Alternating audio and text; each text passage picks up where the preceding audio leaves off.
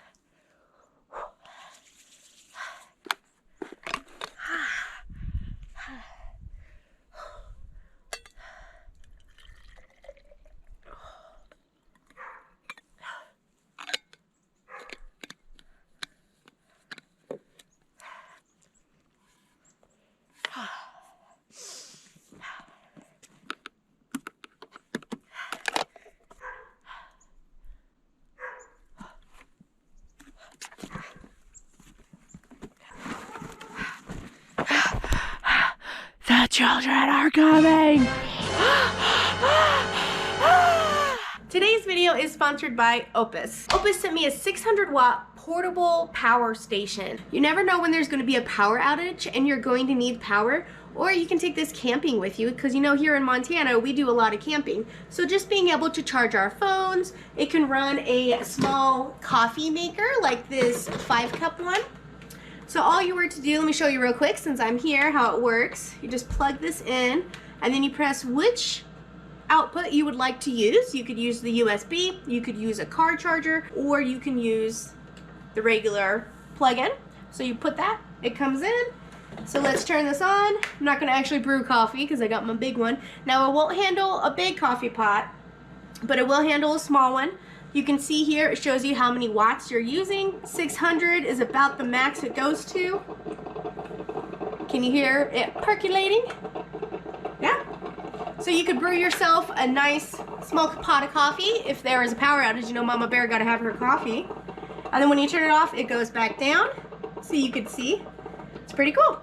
So there are 3 ways you can charge this. You can use it with solar, you can charge it from the car, or you can just plug it into a regular outlet. And then it starts charging, and it even, did you see that down here? It said 1.7 hours till fully charged. So it gives you how long till it's charged. And then back here, there's that's a light. Extra bright. Emergency. So that's nice, that's a cool feature that it comes with. I'll tell you what, guys, the other night our power went out and my husband was out here and he went and unboxed this. We hadn't even gotten this out of the box yet to do the review on it. He knew we had this, so he took it out of the box. We hadn't pre-charged it or anything, so it came partially charged. And we plugged it over in our gas fireplace so the motor can blow. And it worked for a good couple of hours until the power came back on. So that was a good lifesaver that we didn't even know we needed till we needed it. So I'm really glad that we had this, and it was a good thing that we were thinking ahead and getting ourselves a portable power station. They have all different kinds of power stations, up to different types of watts. They have one all the way up to 2,400 watts. So if you're looking for an emergency power station that you can take with you, especially a portable one that you can take with you when you're going camping, you can have this in the car. So if you need to charge anything while you're in the car, if you're going to be going on a long trip, take this with you and keep it in case of an emergency. It's always good to have. So check out my link below for an additional discount and get yourselves one today, guys. You're really gonna need it, especially with winter coming. All right, let's get back to our previously scheduled program. Hey everybody, I'm Mama Baird and welcome back to the channel.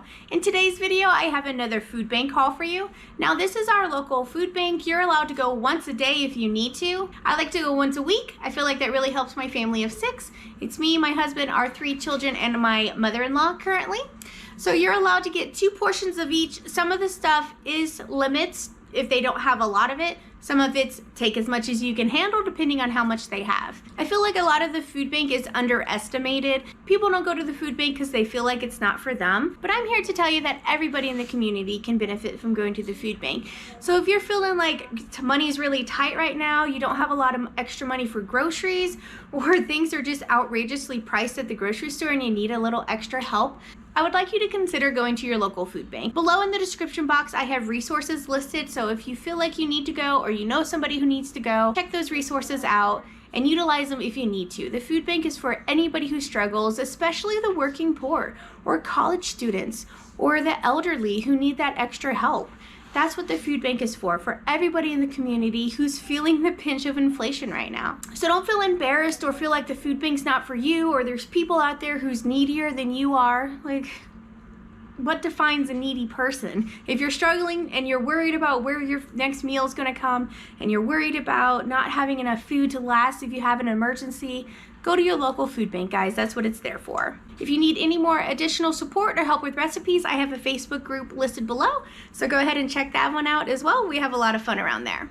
All right, so let's get into this haul and I'll show you what I got. Hi, if you're new here, I'm Carolina and I live in Montana. I do a lot of food bank hauls, pantry cooking, and canning and preserving on my channel. If that's the kind of content you're into, I hope you'd consider subscribing. I would love to have you come join my family. All right, guys, let's get into this haul and I'll show you what I got. All right, first thing I'm gonna start with is the bread. More English muffins. These ones are cinnamon raisin, but they're added with protein. That makes them healthy, right? Right. So that's pretty cool. I've never had the additional protein ones. So that makes one of these have 8 grams of protein and 24 carbs. And then they had more bread from Panera Bread, or if you're from St. Louis, the St. Louis Bread Company. I'm pretty sure this is the strawberry basil one that I love so much. I love it with chicken salad. But also a good idea for this, if you have a flavored bread, is to cut it up and dehydrate it and make yourself some flavored croutons. That's a good way to use these. I love that Panera is one of the companies that donates their excess food to the food bank. And then for the veggies this week, they didn't have too much out, so I grabbed a couple of tomatoes because my 6-year-old loves tomatoes and she eats at least 2 a day. And then I also got a cucumber because I got a new dicer and I really want to try it out. So I got some tomato and some cucumber to make a salad later on in the week. And then they had a little container of just cottage cheese here. I will probably send this with husband to lunch so he can eat this. He likes just eating cottage cheese plain. I like mine with fruit on it, like pineapple or blueberries. And then they had a quart here of black coffee cold brew. Guys, 32 ounces. Guess how much this is? Just guess. Just guess. I'm not gonna tell you until you guess. In the comments below, guess. 32 ounces of cold brewed coffee. This is $11.99. Like, no wonder it didn't sell. That's $3 for 1 cup of coffee. Holy moly, that's a lot, but I'm gonna enjoy this. Then I was able to get 2 half gallons of 1% milk. And then they had bags of flour. This is a 1.5 pound bag of just regular all-purpose flour. Then in the extra bin, they had Jiffy corn mix. I'm down to like my last 2 boxes, so I am glad to see the Jiffy corn mix at the food pantry. So I grabbed 2 just to build up my stockpile a little bit on the cornbread. And then they had expired pie crust, which expired is really just a Best By date. Like, don't think that because the food's expired that you can't eat it. Lots of times the Best By date is just a sell by date that they have to put on there. Most of the food is good beyond that. So you do want to be cautious about expired food. Make sure that you're smelling, tasting, you know, feeling that it's good, but don't be apprehensive about giving it a try because a lot of the food is still good. So I got 4 pie crusts. This is great. This looks good right here. A chicken pot pie right there. What else do you guys make with pie crust? That would be yummy. And then for the meats this week, you were able to get an option of chicken meatballs, the same pineapple teriyaki ones I got before. I can tell you I am not a fan of those. They're okay, but I'm not gonna pick them up again. The kids didn't like them. They were okay for me and I don't want to eat them all myself, so we're not gonna pick those ones up again. But they had those. They also had a choice between the meatballs or 1 pound of bacon. So I got 1 pound of pepper bacon because, you know, I can't turn down bacon. And this is pre-sliced and would be good for like BLTs and stuff. It's not the bacon ends that I have a big case of. So I grabbed one of those. And then they had a pick and choose cooler freezer of any other meats that they had available. And you could pick one from those. And I got a pack of chicken thighs. You know, guys, I find this really interesting because the original price on this was $8.16 for 4 3/4, so almost 5 pounds of chicken thighs. Now it is bone in and skin on, but then it got reduced, and it got reduced by half for $3.76 for this whole thing of chicken thighs, and it still didn't sell and ended up at the food bank. So that's interesting. Like, I think $3.76 is a good deal for a pack of chicken. Like, this costs less than a McDouble right now. McDoubles are $4. So the deals are out there. You just really got to look for them. And then they had some ready-to-eat food from Costco, which is always my favorite. They had the chicken enchilada bake. This is absolutely fantastic, and this is really spicy. So I could put this in the freezer and save it for later, or I could just throw it in the oven and we can munch on it, and I can give it to husband for lunch. So we have options with this. And then they had some prepared mac and cheese. Oh, Costco mac and cheese is so good. You know, guys, when I was working at Cheesecake Factory, they had an appetizer that was fried mac and cheese balls, and oh my gosh, it was so good. And just looking at this creamy mac and cheese just takes me back to that. And I'm like, you know what? I can make fried mac and cheese balls. Why not? So that's what we're gonna be doing with this, and I'm gonna show you how to do it as well. But we're not doing it tonight because I gotta put all this stuff up. It's been late, you know. I'm gonna go chill, watch some The Sinner. Have you guys seen that yet? Ooh, it's so good. So I'm gonna watch some of that, put this stuff away, but we are making those fried mac and cheese balls tomorrow. So don't you go anywhere. Don't you click that mouse. I'll be right back.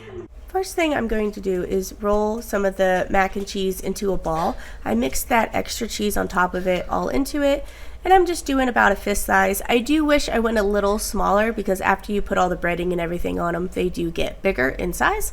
But you just roll them around to what size you would like, get them compacted, and then we're going to stick this in the freezer because that's how it's going to stay together when you do your breading. I did have some leftovers, and so you're going to roll this up, and then it's going straight into the freezer for at least 2 hours. Hey everybody, so you just saw how we did the mac and cheese, how we just rolled it in whatever size balls you'd like, and then you put it in the freezer. I had mine in there for roughly 3 hours, so they are frozen here.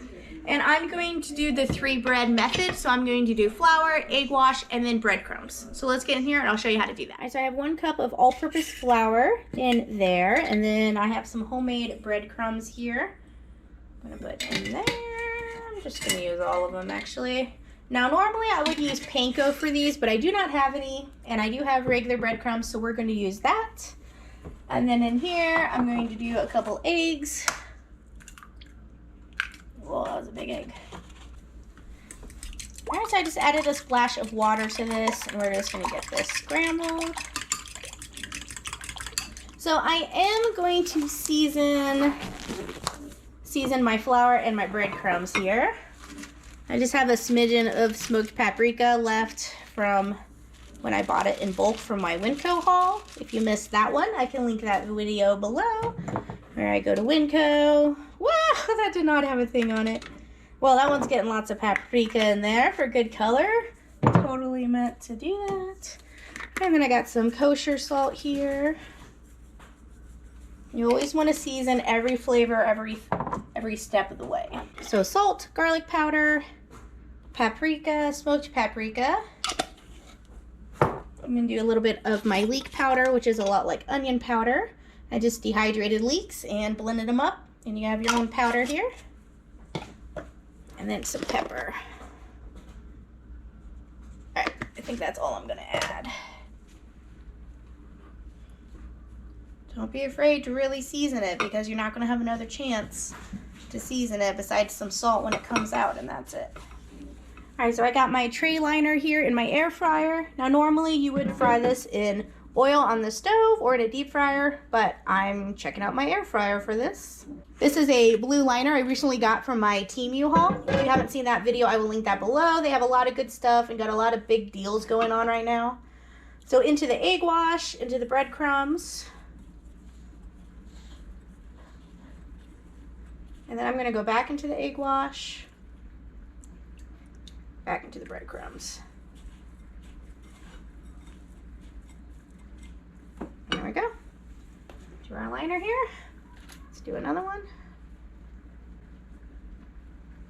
These gonna be big. Might make some smaller ones for the kids.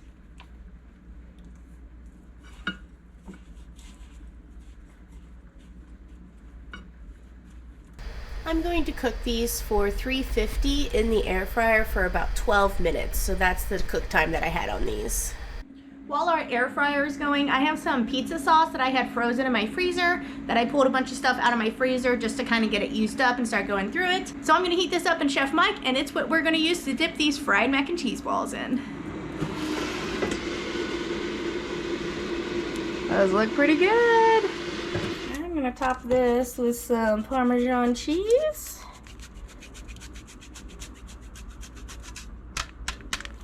And a little bit of dried parsley. Fresh obviously would be better, but that works too. And there we go. Let's give one a bite here.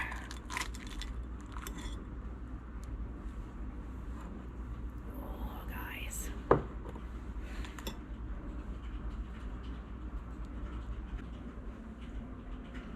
Well, it's definitely got that gooey factor.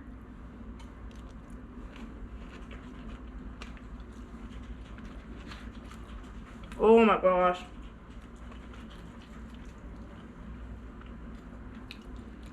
It looks really good. It helps that it's really good mac and cheese too. Like, you can't just take bad mac and cheese and do this. You gotta have good mac and cheese. Oh yeah. You know what this needs? Bacon. Wow. Well, that works better scooping.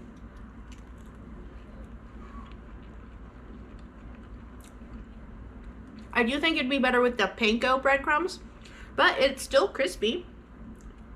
And that just used what we had on hand. Oh, keep going. I need a whole one. I would definitely make smaller ones for the kids. Maybe ones like bite size. But man, husband's gonna devour this. It's like, who's Cheesecake Factory? All right, last bite. That was super simple, guys. You saw that didn't take anything at all. The hardest part is probably forming it into the balls and then putting it in the freezer. And the breading, I always hated that triple breading thing. It's always a mess, but you could do a bunch and then you can freeze these and then just reheat them as you need them. I would say this recipe is a keeper for sure.